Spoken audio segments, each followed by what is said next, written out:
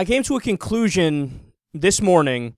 It's based off of this clip you're about to listen to of Michele Bachmann and Wolf Blitzer. They're going to talk about the Arizona anti-gay law, which has now been vetoed by Jan Brewer.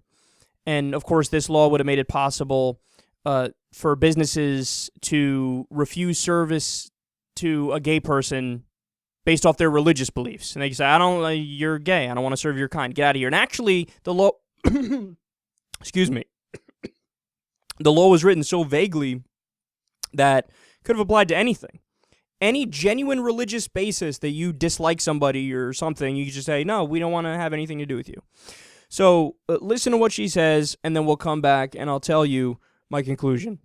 Governor of Arizona, Jan Brewer, should do with this legislation that was passed by the state legislature that the supporters say is a religious freedom piece of legislation. The critics say it gives an opportunity to discriminate against gays and lesbians. Well, I think that what we need to do is we need to respect both sides. We need to respect both opinions. And just like we need to observe tolerance for the gay and lesbian community, have tolerance for the community of people who hold sincerely held religious beliefs. So should she veto that legislation? No, I don't think that she should.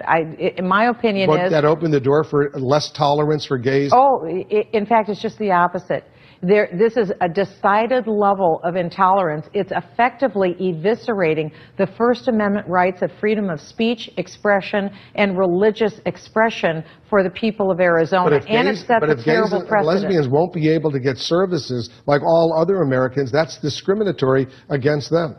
We need to respect the gay and lesbian community, and they need to have access to services. But if they're treated differently than other Americans, that certainly isn't respectful. But remember, we are treating people who hold sincerely held religious beliefs differently than other Americans either. This isn't one side or another. What we're talking about is tolerance on both sides, and it is not tolerant to force people to violate their religious beliefs. That's not tolerant. I think you're going to be disappointed because I think she's going to veto that legislation. It looks like she may veto it, but I think that will prove to serve us not very well in terms of tolerance in the United States. There's a lot of tolerance among Americans. Are very tolerant people. Well, and there is religious freedom. This is not tolerating people's religious beliefs, and we need to do that. On this one, I disagree. Michele Bachmann, thanks for coming in. Thank you, Wolf. Here's my conclusion. That is the single most embarrassing anti-gay argument used by Republicans. Now, Rush Limbaugh was the originator of that. I talk about that all the time on the show. I've heard him make that argument for years. He was the originator of that. And it's the idea that if we really want to be tolerant, you have to tolerate people who disagree. So it's not us, the Republicans, being intolerant and discriminatory here. It's the liberals. They're the ones who are being intolerant. And they think they're being cute. They think they're being clever. They think they found a loophole. But here's how duncy that argument is. I grant you that for a split second, if you don't think about it, you go, oh, that is okay, that I see where they're going with that. But then the second you actually dig deeper, you realize it's a terrible argument. It's horrible. So that's like a guy who runs the polling station for an election in a town, and he personally, I don't like women voters. I don't like women voting. I believe in the old school method. And then when somebody challenges on that, he says, oh, well, if you disagree with me and you don't like that I'm stopping women from voting, you're intolerant. Wait a second.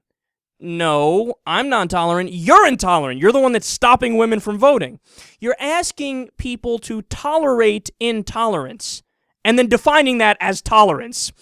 So that's like a guy saying, well, I think blacks are inferior, and I think they should still be slaves. I think it's just a genetic things going on here. One's superior, one's inferior. Sorry, it is what it is. Oh, you disagree with me? Oh, you're so intolerant. No, you're intolerant. You're the one that said blacks are inferior and you want to make them slaves again. Because I disagree with you, I'm intolerant, so any disagreement with anything is intolerance. It's, you know what it is? They're trying to flip it.